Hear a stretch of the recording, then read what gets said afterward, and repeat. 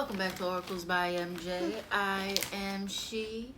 I recently completed an article I've been writing for months, Single Mother Inadequacies, which led me to research what can be the results of over-coddling, and overprotecting your children. Berkeley Political Review, Overprotective Parents and a New Generation of American Children. Verbatim. The beginning of year 2014 was marked by a peculiar event. In the appellate court decision, a mother was found guilty of abuse and neglect for leaving her toddler in the car while she went into a store for 5 to 10 minutes. Although the toddler was deemed to have been in no imminent danger, the court believed its ruling to be fair, stating, "We need not describe at any length of the parade of horribles that could have attended neglect."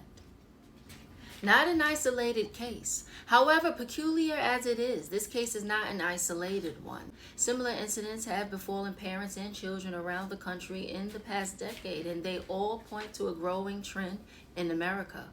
Overprotectiveness, more specifically a growing overprotectiveness by Americans toward American children that is being reflected in policy making and legal decisions, and that has left older generations shaking their heads. Generational gap notwithstanding, mounting evidence and research have begun to reveal a disturbing effect of this trend that should be cause for real concern. Overprotective parents and the norms that prevail from an overprotective attitude toward children are threatening to build a generation of young Americans that are highly risk adverse, fearful, and unprepared to become engaged citizens and active leaders. Before we can address what this trend means for society as a whole, we must first define what overprotection is and why this trend is occurring at all. Overprotective parenting, for lack of a widely accepted definition, describes a collection of behaviors by parents toward their children that work together in an attempt to prevent children from taking on any risk to their emotional or physical health. Sheltering, constant supervision and micromanagement, prevention of taking responsibility, excessive catering, over-consoling, controlling of the social sphere, and excessive caution are all identifiable behaviors that can be considered a part of the scheme of overprotective parenting. Many people will find most of these behaviors, if not all, to be very familiar simply because they have become more commonplace in today's dialogue and observable in our own personal lives. As for why this trend is occurring, there are several concurrent trends that not only support the conclusion that overprotective tendencies are on the rise, but also help us understand the bigger picture of where we may be headed. A deteriorating sense of trust.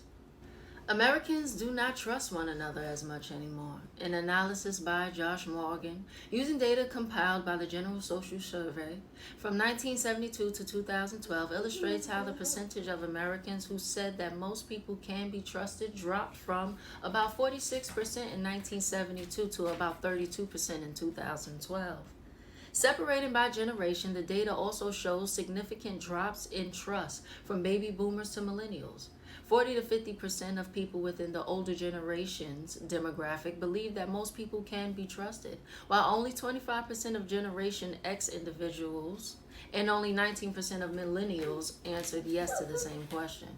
Morgan concedes that part of this difference could be due to the various generations being in different stages of their lives, but the difference is significant enough that this particular explanation does not seem to be enough in and of itself.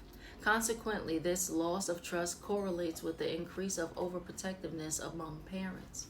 When Americans begin to trust one another less, and in particular the millennials who are now parents, they begin to place more restraints on their children and supervise them more for fear of others influencing their children.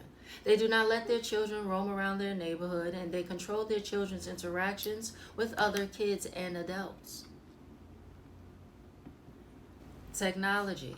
Technological advancements of the past decade have contributed vastly to the changes we see in parenting. No longer do parents send their children outside when they are bored. Rather, parents now opt for giving their children electronic devices to keep them entertained.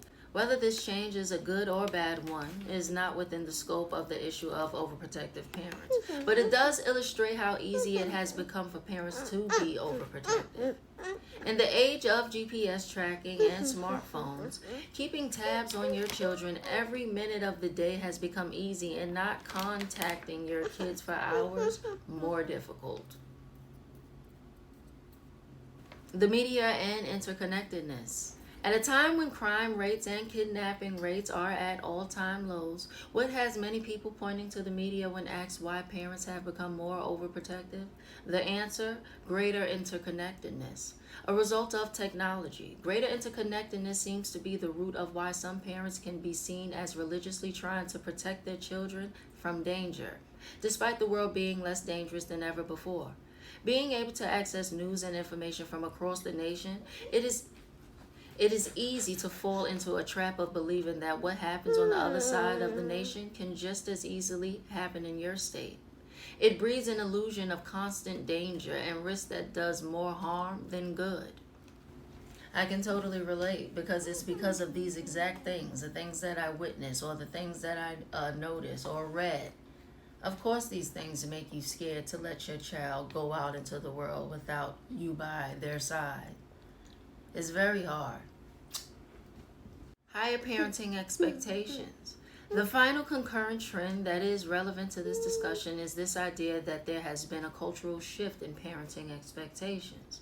Parents are often encouraged nowadays to be more productive of their children and more in control of their education and future. When science and progress seems to be solving all the problems and risks associated with human condition, why is it inconceivable that parents cannot take the same scientific approach to parenting and control the environment in which they nurture their children to provide them with a safe and happy life? To a growing number of parents, it is not inconceivable at all. It is